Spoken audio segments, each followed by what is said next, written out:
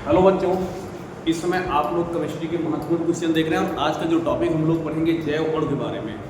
जैव अणु बायोमॉलिक्यूल के बारे में पढ़ेंगे तो एक क्वेश्चन आता है कि कौन सा कार्बोहाइड्रेट विटामिन सी के संश्लेषण के लिए आवश्यक है।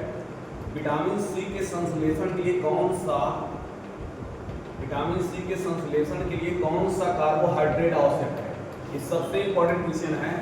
तो बेटा याद रखिएगा, पहली चीज तो विटामिन जो होते हैं ये हमारे रोग प्रतिरोधक क्षमता को बढ़ाते हैं। विटामिन सी, इसका रासायनिक नाम एस्कॉर्बिक एसिड है। विटामिन सी का रासायनिक नाम एस्कॉर्बिक एसिड है और ये खट्टे पदार्थ में पाया जाता है। इसकी कमी से हमारे अंदर स्कर्वी नामक रोग हो जाता है।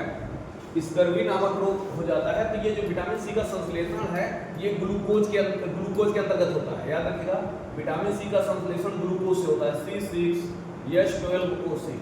ग्लूकोज एक ऐसा कार्बोहाइड्रेट है जिसमें एल्डिहाइड समूह पाए जाते हैं। ये क्वेश्चन आपके लिए इंपॉर्टेंट है कि किस कार्बोहाइड्रेट से विटामिन सी का संश्लेषण होता है, तो आपका आंसर रहेगा ग्लूकोज की सहायता से विटामिन सी का संश्लेषण होता है। अब विटामिन की बात आई है तो चलिए कुछ इंपॉर्टेंट बात कर लेते हैं विटामिन के बारे में। विटामिन की खोज फंक नामक वैज्ञानिक ने की थी। विटामिन एक ऐसे कार्बनिक पदार्थ हैं जो हमारे शरीर के रोग प्रतिरोधक क्षमता को बढ़ाते हैं।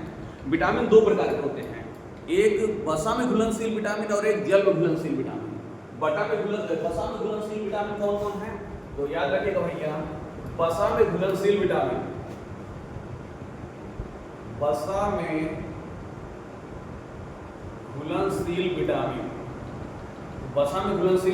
आपके हैं ए, डी, ई और के, ये आपके वसा में घुलनशील है। और जल में घुलनशील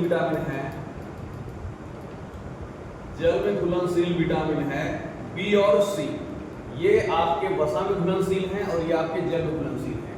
ए से रतौंधी रोग होता है, डी से सूखा रोग होता है, ई से पांचपन का रोग होता है, के से अगर आपके शरीर में विटामिन के की कमी हो जाती है तो रक्त का थक्का नहीं बनता, जैसे कहीं पर चोट लग जाती है तो ब्लड लगातार बहता रहता है और रुकता नहीं है।